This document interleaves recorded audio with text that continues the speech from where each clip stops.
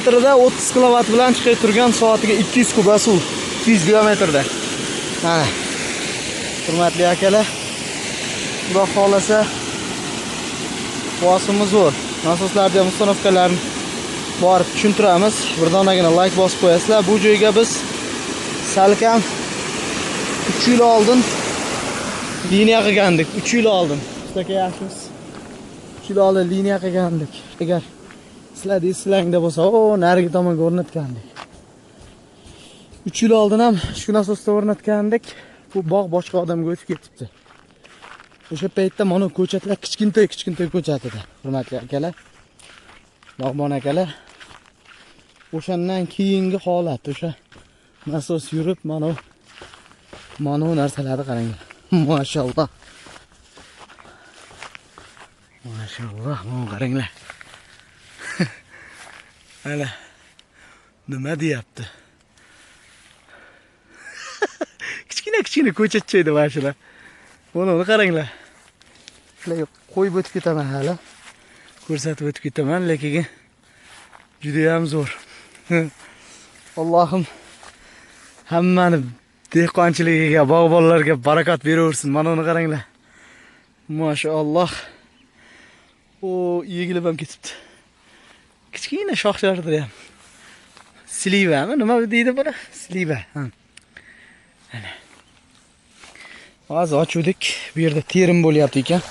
Shuning uchun bu tomonni bekitib qo'ydik. Hozirgi joydagi nimadan bu tomondan ham tushib turibdi mana. Hozirgi ko'rganlaringda ikkinchisi bu.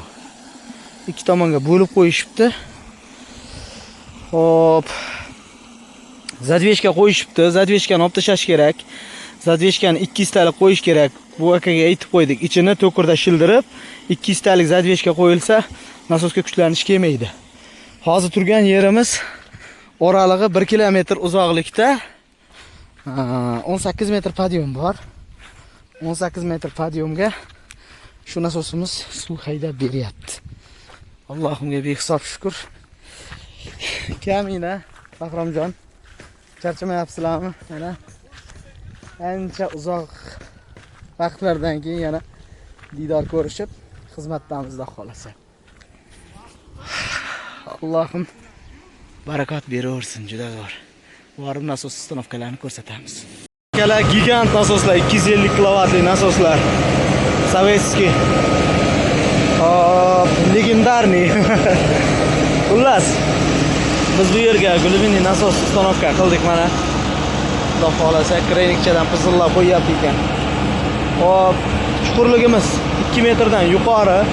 Xudo xolasa, hozir amperlarni ham polni o'lchab sizlarga ko'rsataman.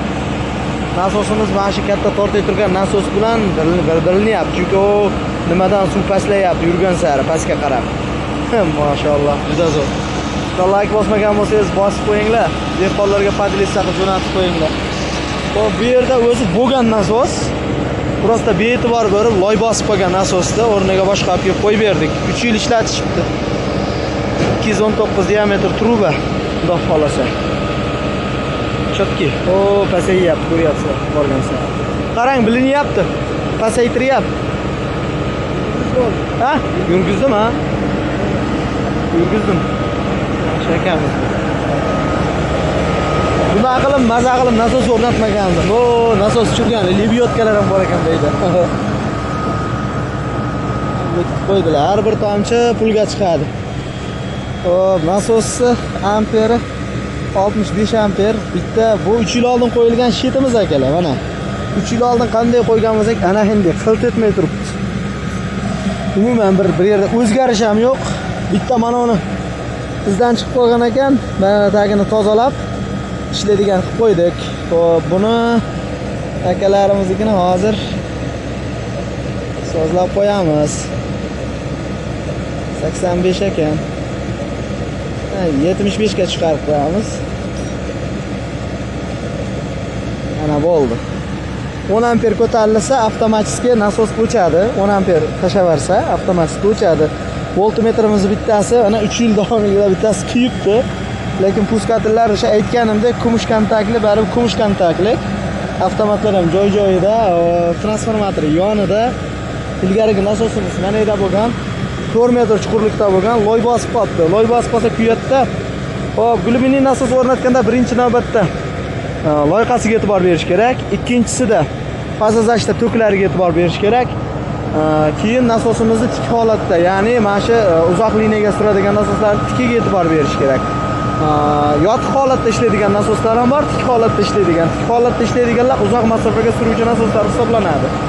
Xo'p, hurmatli akalar, hozir 200 diametrda 1 kilometrda 17-18 metr podiumga suv chiqaryapti, xudo xolasa. Xo'p, shu Farg'ona kanali o'tuvchi juda ham yirik kanal, Andijondagi, agar biladiganlar bo'lsa, o'ta muzda yoqadi. Bu ilgarigi ota-bobolarimiz yasagan nasos mana shu bo'ladi. Lekin yillar davomida xizmat qiladi. Bir tiyinsiz ishlaydigan nasos, charxpalak. Biz yillar o'tib rasxod bilan ishlaydigan narsalar qilyapmiz. Ota-bobolarimiz baribir aqlli bo'lishgan. Xo'p, shunaqa holat. Nasos tok tushlanishlari ham zo'r, ko'rib turibsizlar, bir xilda ishlayapti. 65 dan umuman tushgan ham yo'q, ko'tarilgan ham yo'q. 31 kilovat, 32 kilovat atrofida olyapti. Nasosimiz sof kilovat, 37 kilovat. Juda zo'r. Xudo xolasa maza. Akamizga Allohim barakat beraversin.